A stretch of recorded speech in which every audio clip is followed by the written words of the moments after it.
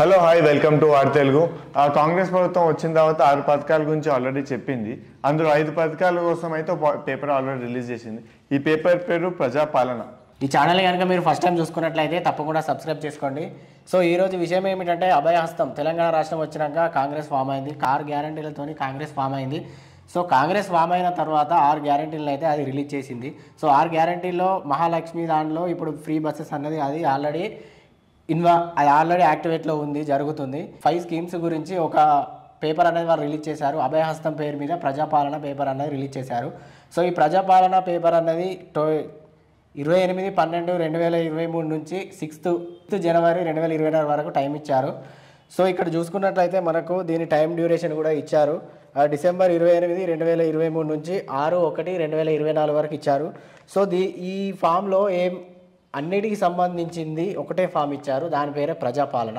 అదే ఇది ఫామ్. ఈ ఫామ్ 2 పేజీలు ఇచ్చారు. సో ఇందులో మనకు వచ్చేసి మహాలక్ష్మి, రైతు భరోసా, గృహజ్యోతి, ఇందిరమ్మ ఇండ్లు, చేయూత పథకాల గురించి అప్లై చేసుకోవడానికి ఇచ్చారు. సో ఇక్కడ చూసుకున్నట్టయితే ఫస్ట్ పేజీలో మనకి ఇక్కడ క్లియర్గా ఇచ్చారు కుటుంబ వివరాలు, అంటే మన ఫ్యామిలీ మెంబర్ డీటెయిల్స్ అన్నది ఇందులో ఫిల్ చేయాలి. ఫస్ట్ ఆఫ్ ఆల్ వచ్చేసి ఫస్ట్ కాలంలో దరఖాస్తుదారుడు పేరు, అంటే రేషన్ కార్డులో అయితే ఏదైతే పేరు ఉంటుందో అంటే కార్డు హోల్డర్, ఆ కార్డు హోల్డర్ పేరును ఇక్కడ మెన్షన్ చేయాలి. అంటే పూర్తిగా ఇన్షియల్తోని మెన్షన్ చేయాలి. మనం ఇక్కడ ఏదైతే ఇన్షియల్ అండ్ పేరు రెండింటితోని మెన్షన్ చేయాలి. తర్వాత most of the times ration card ఆడవాళ్ళ పేరు మీద ఉంటుంది. మోస్ట్లీ మీకు ఈ పథకం ఇందులో చూపించే 2500 పథకం కావాలంటే మోస్ట్లీ ఆడవాళ్ళ పేరు మీద చేయడమే ఎక్కువ రావడానికి బెనిఫిట్స్ ఉంటాయి.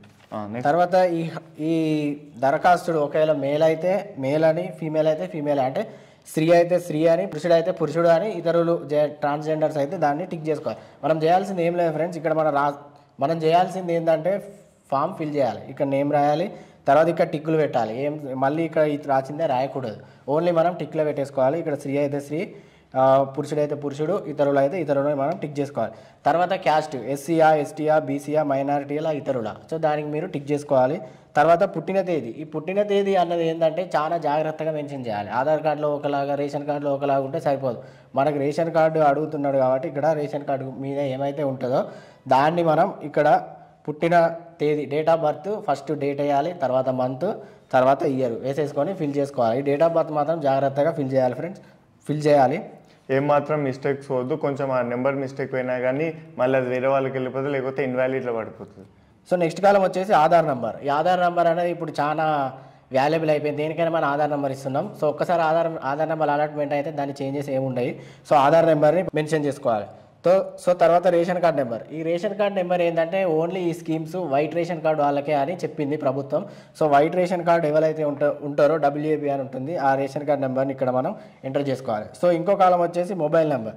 ఈ మొబైల్ నెంబర్ కూడా మనకి ఏదైతే ఆధార్ కార్డు ఉంటుందో ఆ ఆధార్ కార్డుకు లింక్ అయిన మొబైల్ నెంబర్నే ఇవ్వాలి. అలా ఇవ్వకపోతే ఏంటంటే దీనికి సంబంధించిన ఏమన్నా నోటిఫికేషన్లు అయినా, ఏమన్నా యాక్టివిటీస్ అయినా, ఏమన్నా అలాట్మెంట్ అయినా కూడా మనకు రాదు. సో మనకి డీటెయిల్స్ తెలియదు. ఫోన్కి మెసేజ్ వచ్చినప్పుడు మనకు క్లారిటీ వస్తుంది, లేకపోతే మన ఏంది ఓకే అయిందా లేదా ప్రతి ఒక్క డీటెయిల్స్ మనకు వస్తాయి. ఒకవేళ ఇది కొంచెం అటు ఇటు అయితే మళ్ళీ వేరే వాళ్ళకి మన దాకా ఇన్ఫర్మేషన్ రాదు, మీకు ఏ క్లారిటీగా అర్థం కాదు ఏం జరుగుతుందని. ఒకవేళ ఆధార్కి మీ నెంబర్ లింక్ చేసుకోకపోతే కంపల్సరీ వెళ్ళి మీ ఆధార్ సెంటర్కి పోయి లింక్ చేసుకోండి. ఫస్ట్ ఆఫ్ ఆల్ లింక్ చేసుకొని ఇక్కడ నింపాలి. వృత్తి అంటే కొందరు గవర్నమెంట్ జాబ్స్ ఉంటారు, ప్రైవేట్ జాబ్స్ ఉంటారు, కొందరు లేబర్స్ ఉంటారు. అక్కడ మీరు ఏదైతే వృత్తి చేస్తున్నారో ఆ వృత్తిని మీరు మెన్షన్ చేయాలి. నెక్స్ట్ వచ్చేసి మన ఇక్కడ 9th కాలంలో కుటుంబ సభ్యుల వివరాలు. ఇక్కడ మన ఇంట్లో ఎవరెవరు ఉంటారు వాళ్ళ కుటుంబ సభ్యుల వివరాలు ఇచ్చేయాలి.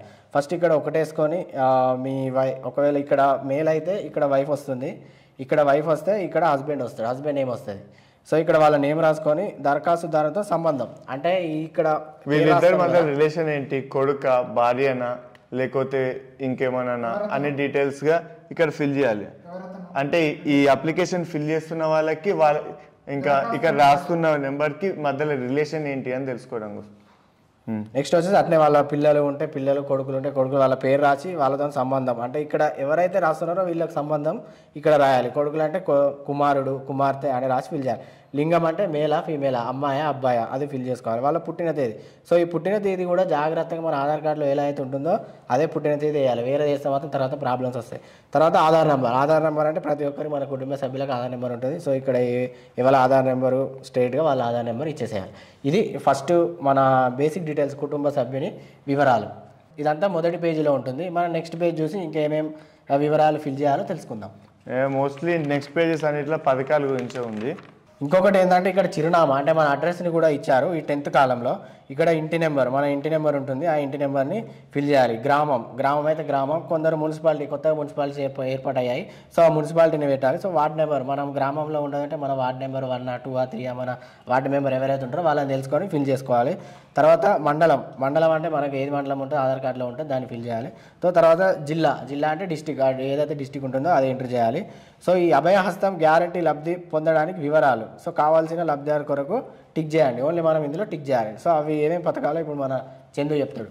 అయితే ఇందులో ఉన్న 5 పథకాలు ఆల్ ఇన్ వన్ లెక్క, అన్ని పథకాలు ఒకటే దాంట్లో పెట్టిరు. 5 పథకాలు ఎట్ వన్ ప్లేస్. ఒకటి మహాలక్ష్మి, ఇంకోటి రైతు భరోసా, ఇంకోటి గృహజ్యోతి, ఇంకోటి ఇందిరమ్మ ఇల్లు, ఇంకోటి చేయూత పథకం. ఈ పథకాలలో ఫస్ట్ చూసుకున్నట్లయితే మహాలక్ష్మి పథకం. ఇందులో ప్రతి నెల 2,500 రూపాయలు గవర్నమెంట్ మహిళలకి, ఎవరైతే అర్హత కలిగిన మహిళలకి ఇస్తారని కాంగ్రెస్ ప్రభుత్వం చెప్పింది. ఆ కాలం ఇది. ఒకవేళ మీకు 2,500 కావాలైతే ఇక్కడ టిక్ పెట్టండి. దాని తర్వాత గ్యాస్కి సంబంధించిన డీటెయిల్స్ ఇక్కడ టిక్ చేసుకోండి, తప్పకుండా టిక్ చేసుకోవాలి. ఇక్కడ 2.1 అని ఉందిగా, ఇక్కడ ఫస్ట్ థింగ్ ఇక్కడ గ్యాస్ కనెక్షన్ నెంబర్. మీది ఇండియన్ అయితే ఇండియన్, భారత్ అయితే భారత్, ప్రతి దానికి ఒక నెంబర్ ఉంటుంది. ఆ నెంబర్ని కరెక్ట్గా ఏ మిస్టేక్స్ లేకుండా ప్రాపర్గా ఫిల్ చేయాలి. దాని తర్వాత సెకండ్ వచ్చేసి ముందు చెప్పిన భారత్ అయితే భారత్, ఇండియన్ అయితే ఇండియన్, మీది ఏ కంపెనీ గ్యాసో ఆ గ్యాస్ పేరు ఇక్కడ ఫిల్ చేయాలి. ఇంకోటి థర్డ్, సంవత్సరానికి మీరు ఎన్ని గ్యాసులు వాడుతున్నారు అనేదాన్ని ఓ యావరేజ్గా అందాదా 2 నెలలకి ఓ గ్యాస్ అనుకుంటే సంవత్సరానికి 6 గ్యాసులు, 6 సిలిండర్లు అనుకుందాం. 6కి 2 నెంబర్లు లెక్క వేసుకొని 8 రాసేయండి. లేదా మీకు అందాజ ఐడియా ఉంటే మీరు రాసేయండి. ఎగ్జాక్ట్ అవసరం లేదు, పెద్ద టెన్షన్ వాల్సిన అవసరం లేదు. యావరేజ్ అందాజ నెంబర్ రాస్తే చాలు. సో ఇప్పుడు చూసుకున్నట్టయితే మహాలక్ష్మి పథకం ఎలా నింపాలో చూశారు. ఇప్పుడు నెక్స్ట్ కాలం వచ్చేసి రైతు భరోసా. ఈ రైతు భరోసా అన్నది టీఆర్ఎస్ ప్రభుత్వం ఉన్నప్పుడు రైతు బంధుగా రిలీజ్ చేసింది. సో అది ఇప్పటికీ కొంతమందికి ఇంకా యాడ్ కాలేదు, కొంతమందికి యాడ్ కావాల్సి ఉంది.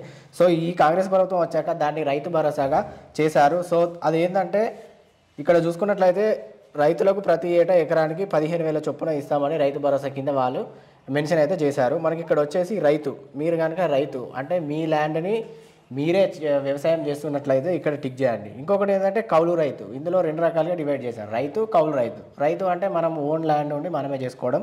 కౌలు రైతు అంటే వాళ్ళకి ల్యాండ్ ఉంటుంది, మనం వాళ్ళ దగ్గర లీజ్ లాగా తీసుకొని మనం కౌలు చేసుకోవడం అన్నమాట. సో మీరు రైతు అయితే రైతుని టిక్ చేసుకోండి, ఇక్కడ కౌలు రైతు అని ఉంటే కౌలు రైతుని టిక్ చేసుకోండి.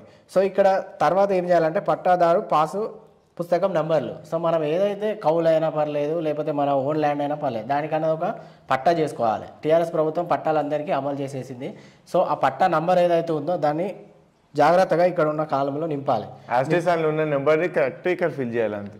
చేసిన తర్వాత ఇంకొకటి, ఈ రైతు భరోసా కింద ఇంకొకటి ఏంటంటే రైతు కాదు, మేము కౌలుదారులం కాదు, మేము కూలీ అంటే వ్యవసాయం డైలీ లేబర్స్ కింద మేము వ్యవసాయ పనికి పోతాం. అలాంటి వాళ్ళకు కూడా ఆలోచించి వాళ్ళకు కూడా వ్యవసాయ కూలీలు ఏటా రూపాయలు 12,000, వాళ్ళకు కూడా వ్యవసాయ కూలీల కింద ఏటా సంవత్సరానికి 12,000 ఇస్తామని హామీ ఇచ్చింది. సో మీరు కనుక రైతు కాదు, కౌలుదారు గారు, సో మీరు వ్యవసాయ కూలీ చేస్తున్నారు, సో దానికోసం మీరు అప్లై చేసుకోవాలంటే ఇక్కడ మీరు టిక్ చేయాలి. టిక్ చేసిన తర్వాత ఇక్కడ ఉపాధి హామీ కార్డు నెంబరు, మనం కనుక వ్యవసాయం పనులకు కూలీ అయిందంటే మనకు ఉపాధి కార్డు అనేది ఒక నెంబర్ అన్నది ఉంటుంది, గ్రామ పంచాయతీలో అడగాలి, అక్కడ ఉంటుంది. సో ఆ కార్డు నెంబర్ మనం ఇక్కడ జాగ్రత్తగా మెన్షన్ చేసుకోవాలి. సో తర్వాత ఇందిరమ్మ ఇండ్లు ఎలా అప్లై చేసుకోవాలి, దానికి ఏమేం కావాలి, మనం ఏ అప్లికేషన్ ఏ సర్టిఫికేట్లు తీసుకొని పోవాలనేది మన చందు గారు చెప్తారు. ఇప్పుడు నెక్స్ట్ వచ్చేది ఇందిరమ్మ ఇల్లులు. సో ఇందిరమ్మ ఇల్లు విషయానికి వస్తే అంతకుముందు కేసీఆర్ డబుల్ బెడ్రూమ్ ఇల్లుని పెట్టిండు. దానికంటే ముందు ఇందిరమ్మ ఇల్లులని కాంగ్రెస్ ప్రభుత్వం ముందుంది. ఇప్పుడు కాంగ్రెస్ ప్రభుత్వం వచ్చింది కాబట్టి మళ్ళీ ఇందిరమ్మ ఇల్లులు అనే పేరుతో వచ్చింది అంతే. ఇక్కడ చూస్తే ఇంటి నిర్మాణానికి కాంగ్రెస్ ప్రభుత్వం ఆర్థిక సాయం చేస్తా అనేది. ఒకవేళ అది మీకు కావాలంటే ఇక్కడ ఫస్ట్ రో 1.1 ఉంది కదా, దీని వల్ల టిక్ చేయాలి. సెకండ్ థింగ్ ఇంకోటి, మీ ఇంట్లో ఎవరన్నా తెలంగాణ పోరాటం అప్పుడు కొట్లాడి ప్రాణత్యాగాలు అట్లా ఎవరన్నా ఏమైనా చేస్తే వాళ్ళ డీటెయిల్స్ కూడా ఇట్లా ఫిల్ చేయడానికి ఆప్షన్ ఇచ్చిండు. అంటే వాళ్ళకి ఇల్లు రావడానికి ఛాన్సెస్ ఎక్కువ ఉంటాయి, వాళ్ళకి బెనిఫిట్స్ కూడా వేరే ఉన్నాయి. 250 చదరపు మీటర్లు కాంగ్రెస్ ప్రభుత్వం తెలంగాణ ఉద్యమంలో చనిపోయిన వాళ్ళకి ఇస్తా అని చెప్పింది. అమరవీరులకి, అమరవీరుల కుటుంబం అయితే ఫస్ట్ థింగ్ ఈ బాక్స్లో టిక్ చేయాలి. ఈ బాక్స్లో టిక్ చేసిన తర్వాత ఒకవేళ మీరు అందులో ఇన్వాల్వ్ కాలేదు అంటే లైట్ తీసుకోవాలి, ఈ కాలంలో వదిలేసేయండి. ఒకవేళ మీరు ఇన్వాల్వ్ అయితే ఇక్కడ టిక్ చేయాలి ఫస్ట్ థింగ్ అమరవీరులు. సెకండ్, ఫస్ట్ అమరవీరుల పేర్లు ఎవరైతే చనిపోయారో వాళ్ళ పేర్లు ఇక్కడ రాయాలి, వాళ్ళ పేరు ఇక్కడ రాయాలి. సెకండ్, ఏ సంవత్సరంలో వాళ్ళు చనిపోయారో ఆ ఇయర్ ఇక్కడ మెన్షన్ చేయాలి.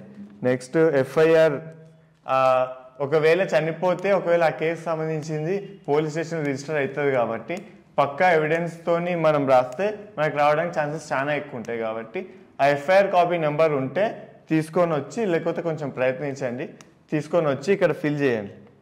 FIR copy number, death certificate, ఒకవేళ వాళ్ళు చనిపోతే వాళ్ళు చనిపోయిన తర్వాత గవర్నమెంట్ ఇచ్చే డెత్ సర్టిఫికేట్ మీద నెంబర్ ఉంటుందిగా, ఆ నెంబర్ని తీసుకొచ్చి ఇక్కడ ఫిల్ చేయాలి. ఇంకోటి నెక్స్ట్, ఒకవేళ చనిపోలేదు ఉద్యమంలో పోరాడిర్రు, ఒకవేళ మీ దాని మీద కేసు అన్న ఎఫ్ఐఆర్ అని రిజిస్టర్ అయితే వాళ్ళకి ఆప్షన్ ఇచ్చింది. ఒకవేళ మీరు ఉద్యమంలో పార్టిసిపేట్ చేస్తే అవునని, లేకపోతే కాదు అని టిక్ చేయాలి. ఒకవేళ మీరు తెలంగాణ ఉద్యమంలో పాల్గొని మిమ్మల్ని ఎవరైనా పోలీసులు తీసుకెళ్లి జైలు వేస్తే ఆ జైలు ఏ జైలు, చెర్లపల్లి అయితే చెర్లపల్లి, ఇంకా వేరే జైలు అయితే వేరే జైలు, ఆ పేరు ఇక్కడ ఫిల్ చేయాలి. అంటే మిమ్మల్ని జైలు వేసినప్పుడు ఆ జైలు ఏ ఏరియాలో ఉంది, చెర్లపల్లి జైలు అనుకుంటే చెర్లపల్లి ఏ ప్లేస్గా, అట్లా ఏదైనా ప్లేస్ ఉంటే ఆ డీటెయిల్స్ క్లారిటీగా ఫిల్ చేయాలి. నెక్స్ట్, శిక్షాకాలం ఎంత, ఎన్ని నెలలున్నారా, 2 సంవత్సరాలురా, ఎన్ని నెలలు, క్లారిటీగా కాలాన్ని ఆ డ్యూరేషన్ని కరెక్ట్గా మెన్షన్ చేయాలి. సో ఈ ప్రజాపాలన ఫామ్లో నెక్స్ట్ వచ్చేసి గృహజ్యోతి. జ్యోతి అంటే వెలుగు, వెలుగు అంటే కరెంటు. సో మనకు ఈ పథకం కింద ఏమేమి ఇస్తున్నారంటే ప్రతి కుటుంబానికి ప్రతి నెల 200 యూనిట్లు ఉచిత విద్యుత్ అని ఉంది. ప్రతి కుటుంబానికి ప్రతి నెల, ఓన్లీ 1 మంతే. సో 200 యూనిట్లు. సో 200 యూనిట్లు అంటే మనం కరెంటును యూనిట్లలో కొలుస్తాం. సో అది యూనిట్ల కింద మనకు వాళ్ళు 200 కరెంటు యూనిట్లు ఫ్రీగా ఇస్తున్నామని హామీ ఇచ్చారు ఇందులో. సో దానికోసం మనం ఫస్ట్గా మీ నెలసరి గృహ విద్యుత్ వినియోగం, అంటే మీరు నెలకు ఎంత విద్యుత్ని యూజ్ చేస్తున్నారు, ఎన్ని యూనిట్లు యూజ్ చేస్తున్నారో మనం ఫిల్ చేయాలి. మనకి తెలియకపోతే మనం ఇంతకుముందు వచ్చిన కరెంటు బిల్ ఉంటుంది కదా, దానిలో మనకు క్లారిటీగా ఉంటుంది, గింత నుంచి గిన్ని వరకు మీరు యూనిట్లు ఛార్జ్ చేస్తున్నారని అందులో ఉంటుంది. సో దాని ప్రకారంగా మనం ఇందులో ఫిల్ చేయొచ్చు. లేకపోతే ఆ కరెంటు బిల్ అడిగి మన అధికారులు ఎవరైతే ఉంటారో లైన్ మ్యాన్ వాళ్ళని అడిగి కూడా మనం దీన్ని ఫిల్ చేసుకోవచ్చు. సో 0 నుంచి 100 యూనిట్లు అయితే ఇక్కడ టిక్ చేయాలి. సో ఇంకొకటి 100 నుంచి 200 యూనిట్లు అయితే ఇక్కడ ఈ కాలంలో టిక్ చేసుకోవాలి. 200 యూనిట్ల పైన అయితే ఈ కాలంలో టిక్ చేసుకోవాలి. సో అందాగా ఎంత వస్తుందో టిక్ చేయండి, ఎక్కువ టెన్షన్ పడాల్సిన అవసరం లేదు. కొంచెం అటు ఇటు అయితే పర్లేదు, అందాజ ఎంత వస్తుందో అంత చూసి టిక్ చేసుకోండి. ప్రతి నెల కాంగ్రెస్ ప్రభుత్వం ఇస్తా అని చెప్పింది. సో ఇంకొకటి ఏంటంటే మనకు మీటర్ నంబర్ అన్నది ఉంటుంది. సో ఆ మీటర్ నంబర్ని మనం ఇక్కడ ఫిల్ చేసుకోవాలి. సో ఇది మనకు గృహజ్యోతి పథకం ఎలా ఫిల్ చేయాలో ఇది డీటెయిల్స్తో మనం ఫిల్ చేసుకోవాలి. ముఖ్యంగా ఏంటిది, మన యూనిట్లు ఎంత కాలుస్తున్నాం మనం యావరేజ్గా నెలకి, అది ఫిల్ చేయాలి. నెక్స్ట్ మీటర్ నంబర్, ఆ రెండు మనం ఇందులో ఫిల్ చేసుకోవాలి. ఇప్పుడు నెక్స్ట్ వచ్చేసి చేయూత పథకం. ఈ చేయూత పథకం అంటే పెన్షన్స్. ఇంతకుముందు ఒక టీఆర్ఎస్ ప్రభుత్వం ఇచ్చేది పెన్షన్స్. సో వాళ్ళు దాన్ని ఇప్పుడు పెంచారన్నమాట. సో ఎవరెవరికి ఎంత పెంచారు, చేయూత పథకం కింద నెలకు 4,000 రూపాయలు పింఛన్ ఇస్తామని ఇచ్చారు. నెక్స్ట్ ఏంటంటే దివ్యాంగులకు ఏంటంటే హ్యాండిక్యాప్డ్ వాళ్ళకి 6,000 పొందేందుకు ఈ ఫామ్ను ఇచ్చారు. సో ఇక్కడ మీరు దివ్యాంగులు అయితే దివ్యాంగులని టిక్ చేయాలి. సదరం సర్టిఫికేట్ నెంబర్, మీరు ఏదైతే హ్యాండిక్యాప్డ్ అంటే మీకు గవర్నమెంట్ నుంచి ఒక సర్టిఫికేట్ వస్తుంది, ఆ సర్టిఫికేట్ నెంబర్ అనేది ఉంటుంది, అందులో ఇక్కడ ఫిల్ చేసుకోవాలి. సో ఈ మీరు హ్యాండిక్యాప్డ్ కాకుండా ఇతర వృద్ధుల, లేకపోతే గీత కార్మికుల, డయాలసిస్, ఇక్కడ మీరు ఏదైతే ఎలిజిబుల్లో దానికి మీరు టిక్ చేసుకొని ఈ కాలంని నింపుకోవాలన్నమాట. ఒకవేళ మీకు ఇంతకుముందు ఇచ్చే పెన్షన్ వస్తే మీరు మళ్ళీ ఇంత టిక్ చేయాల్సిన అవసరం లేదు, ఆటోమేటిక్గా అందులోనే అమౌంట్ పెరిగిపోయి మీ అకౌంట్లో పడిపోతుంది. ఇది ఈ పథకాల గురించి. సో ఇక్కడ మనం నెక్స్ట్ పేజీలో చూసుకున్నట్లయితే ఇక్కడ మనకు అసలు ఇది నింపేసినాం. సో మరి వాళ్ళకు ఈ సర్టిఫికేట్తో పాటు మనం ఏమి ఇవ్వాలి, ఇంకా ఏమేమి ఇవ్వాలన్నది కూడా ఇక్కడ వాళ్ళు జాగ్రత్తగా మెన్షన్ చేశారు. సో ఒకటి ఆధార్ కార్డు జిరాక్స్ అనేది ఒకటి ఇవ్వాలి. తర్వాత తెల్ల రేషన్ కార్డు జిరాక్స్ ఒకటి ఇవ్వాలి. సో దీంతో పాటు మీరు మీ కుటుంబంలో ఉన్న ఆధార్ కార్డు జిరాక్స్లు కూడా ఇవ్వాలి, ఇంకేమన్నా ఇవ్వాలి అని వాళ్ళని అడిగినప్పుడు వాళ్ళు చెప్తారు. సో దాన్ని మీరు ప్రొవైడ్ చేస్తే సరిపోతుంది. సో ఇక్కడ వచ్చేసి పైన సమర్పించిన వివరాలన్నీ వాస్తవాన్ని ధృవీకరిస్తాను. సో మనం ఏదైతే ఈ ఫామ్లో నింపామో, ఏవైతే నిజం అని నమ్ముతున్నామని ఒక లైన్ ఇచ్చారు, అది ఏదైతే నిజమని మనం ఇక్కడ మనం సైన్ చేయాలన్నమాట. సో ఇక్కడ సంతకం వేలిముద్ర సంతకం, మీ పేరు, ఏ రోజునైతే ఫామ్ ఫిల్ చేశారో ఆ రోజు ఫామ్ని ఇచ్చేసేయాలి. సో ఇదంతా వాళ్ళు అధికారులు నింపేసుకుంటారు, మనకు అవసరం లేదు. సో ఇది బేసిక్గా మనం ఇలా నింపేసుకోవాలన్నమాట. ఇందులో ఈ లాస్ట్ది, ఈ ఫస్ట్ ఇక్కడ ఫోటో ఎవరైతే అప్లై చేస్తారో వాళ్ళ ఫోటో పెట్టాలి. ఈ పైన నెంబర్ ఇది మొత్తం వాళ్ళే ఫిల్ చేసుకుంటారు. మీరు ఏ అడ్రస్లో అయితే ఇస్తున్నారు, మీ ఆధార్ కార్డు అడ్రస్ బట్టి, మీ రేషన్ కార్డ్ అడ్రస్ బట్టి మీరు ఎక్కడ అప్లై చేసుకోవాలో అడ్రస్లో అప్లై చేసుకోవాలి. ఈ ఫామ్ కూడా అక్కడనే ఇస్తేనే మీకు ఓకే అవుతుంది. ఇది అయితే వాళ్ళే చూసుకుంటారు, మీరు ఏమాత్రం టెన్షన్ పడాల్సిన అవసరం లేదు. చూసారు కదా, ఇలా మీ ఫామ్ ఫిల్ చేసుకోండి. దీని గురించి మీరు ఫామ్ అయితే ఫిల్ చేసుకున్నారు, సో వస్తుందా రాదా అన్న డౌట్లు అనేవి మీకు ఉంటాయి. ఇంకొకటి ఏంటంటే, ఇది వాళ్ళు క్లారిటీగా మెన్షన్ చేశారు, మీకు రేషన్ కార్డు ఆధార్ కార్డు ఏదైతే లొకేషన్లో ఉంటుందో ఆ లొకేషన్లోనే మీరు గ్రామ పంచాయతీలో మీకు ఇచ్చిన డేట్లో మీరు దాన్ని ఫిల్ చేయాలన్నమాట, ఇచ్చేసేయాలి. అక్కడనే మేము ఇక్కడ ఉన్నాం, మేము అక్కడ ఉన్నాం, ఇక్కడ ఇచ్చేస్తాం అన్నది కాదు. సో దీనికి మెయిన్గా ఇప్పుడు ప్రాబ్లం ఏంటంటే, రేషన్ కార్డు అటాచ్ చేయమన్నారు. సో రేషన్ కార్డు గురించి చాలా మంది స్ట్రగుల్స్ పడుతున్నారు. సో దాన్ని మీరు ఫస్ట్ రేషన్ కార్డు క్లియర్ చేసుకున్న తర్వాత దీన్ని నింపేసి మీరు రేషన్ కార్డుని కూడా మీరు ఈ ప్రజాపాలన ఫామ్తో కూడా ఇవ్వవచ్చు అని చెప్పేసింది. ఇలాంటి మోడ్ వీడియోస్ కోసం చూస్తూనే ఉండండి ఆర్ తెలుగు. ఇలాంటి నాలెడ్జబుల్ వీడియోస్ కావడం కోసం subscribe to our channel R Telugu.